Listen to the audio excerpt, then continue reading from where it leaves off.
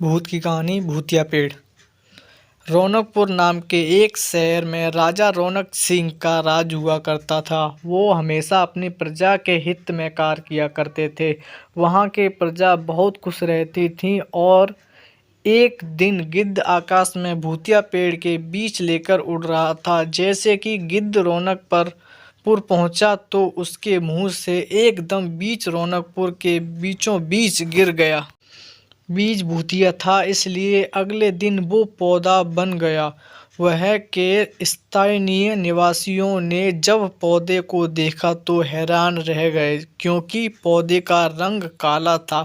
बाद में लोगों ने आपस में चर्चा की और यह समझा कि खेत में उगने वाला कोई घास पात या वनस्पति होती। दूसरे दिन वो पौधा काफी बड़ा हो गया। लोगों के और ज्यादा सुविधा हुई तो एक दिन भी ये पौधा इतना बड़ा कैसे हो गया।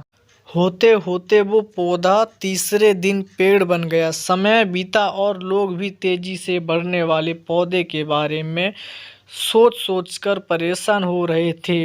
इस मामले को राजा के पास लेकर गए। ऐसे जादुई पौधे को पता चलते ही राजा तुरंत उस जगह पर पहुंच गए। राजा को जैसे ही पता चला कि एक काले रंग की पौधा 3 दिन में पेड़ बना है, तो वह भी उस पेड़ को हैरानी से देखने लगे। राजा उस पेड़ के पास चौथे दिन पहुंचे थे, तब तक पेड़ और बड़ा हो चुका था। वो इतनी तेजी से फैला रहा था कि किसी को यकीन भी नहीं हो रहा था। राजा समझ गए थे कि रंग काला है, इसमें जरूर कोई जादू टोना होगा। इसी सोच के साथ राजा ने घोषणा कर दी कि जो भी इस पेड़ को खत्म करेगा वो इसे इनाम के तौर पर 1000 सोने के सिक्के देंगे। यही नहीं, राजा ने यह तक कहा कि पेड़ को खत्म करने वाला व्यक्ति मेरी मृत्यु के बाद मेरी राजगद्दी पाने का हकदार भी बनेगा।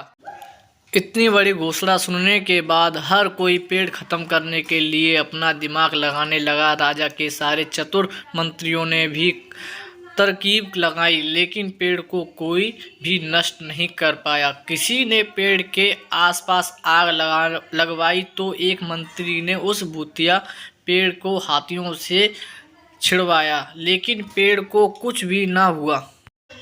अब लोगों के मन में डर बैठ गया और उन्हें लगा कि पक्का यह ऐसा वैसा बल्कि भूतिया पेड़ है।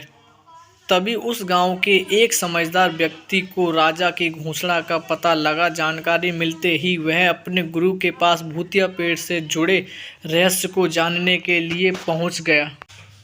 गुरुजी ने अपनी ध्यान की शक्ति एकत्रित करके देखा और उससे पूछा, क्या तुम पेड़ को खत्म करना चाहते हो?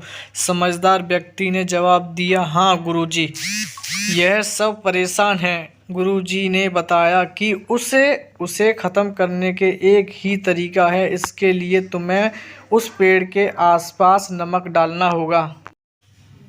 इस तरकीब के बारे में जानते ही वो व्यक्ति तेजी से राजा के पास से गया और कहा कि इस पेड़ के आसपास आपको नमक डलवाना होगा। ऐसा करने ही यह पेड़ खत्म होगा। राजा ने अपने सैनिकों से ठीक ऐसा ही करने को कहा। सैनिकों से मिलकर पेड़ के चारों ओर खूब सारा नमक डाल दिया। नमक डालने के एक दिन बाद ही पेड़ का आकार कुछ कम हुआ। होते होते 5वें दिन तक पेड़ एकदम छोटा सा हो गया। उसके बाद गलकर वो गायब हो गया। उस व्यक्ति की यह तरकीब काम कर गई और राजा ने खुश होकर उसे इनाम की 1000 सोने की मोहर पहनने दी। उसके बाद एक पत्र दिया जिसमें लिखा था कि वो राजा के मरने के बाद उसकी गद्दी का संभाल लेगा। वो समझदार व्यक्ति खुश होकर अपने घर चला गया। कहानी से हमें ये सीख मिलती है, ऐसी कोई सी मुसीबत नहीं होती जिसका कोई समाधान ना किया जा सके। ज़रूरत है तो बस थोड़ा धैर्य और समझदारी का।